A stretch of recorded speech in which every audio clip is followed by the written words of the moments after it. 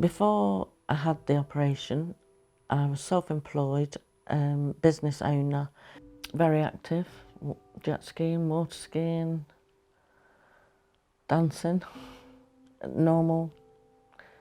I had spondylosis of the spine. The idea was to stop it from getting any worse, basically. I have no medical background, and they said this is what I needed. I needed this operation, so I agreed to it. Went out for lunch with my 3 sons and my partner. The last meal before, came home, got ready, nothing to eat after midnight. I got to be there for 7 the next morning. When I woke up, I couldn't move from the armpits down. This hand was clawed up and it was here. This hand worked, but I couldn't walk. I couldn't turn over to get out of bed and I said, I can't move, is it permanent? And he said, who knows? He says, but at the end of the day, you signed the consent form and walked off. In order for me to be able to go home, I had to be able to walk up some stairs. So I literally had a nurse or an OT or a physio either side of me, taking my weight, and that's how I got up the stairs, basically. I left Linden Lodge 2 months at home, lying on the settee. I went for the follow-up appointment. Then he showed me the MRI and he said there was a kink in my spinal cord. And he said, well, basically you've got to have the same operation again. 2 days in hospital, 6 weeks at home, back at work.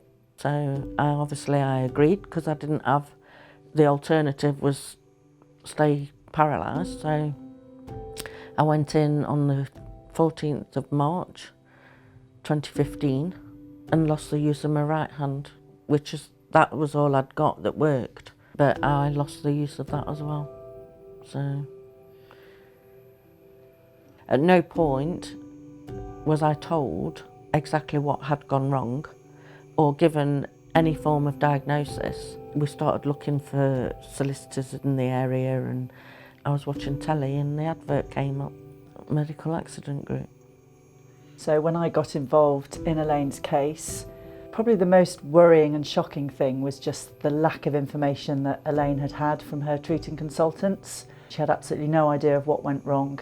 If they had have said to me at the Queen's Med, look, I'm sorry, this is what's happened, accidents happen, we're sorry, we're going to do everything that we possibly can to find out what's gone wrong, how we can help you, but it wasn't.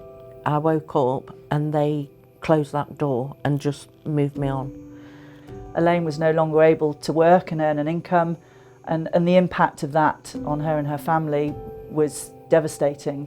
My partner and Liam are just totally amazing, particularly Liam because he was 17 at the time when it happened. Liam's like there 24/7. He was actually working for myself and his dad.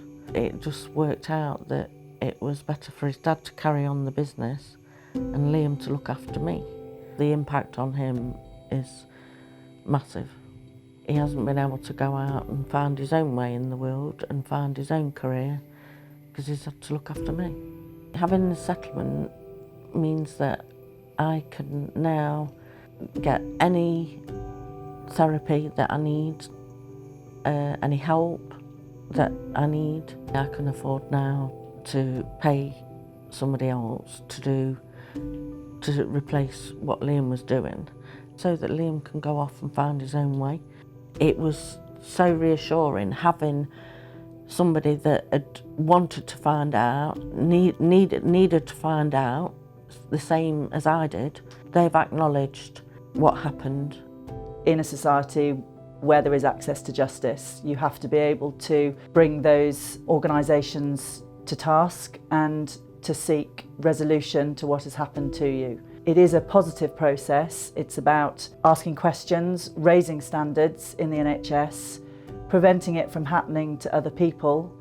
getting answers for the individuals and putting them back into the position they ought to have been had the event never occurred.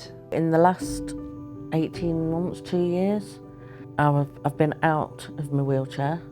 I dare go shopping now, if pushing a trolley, because I've had the stability of the trolley. And I can walk totally unaided. Not very far, and I'd only do it in the house, but I was told I'd never be able to walk or stand up, so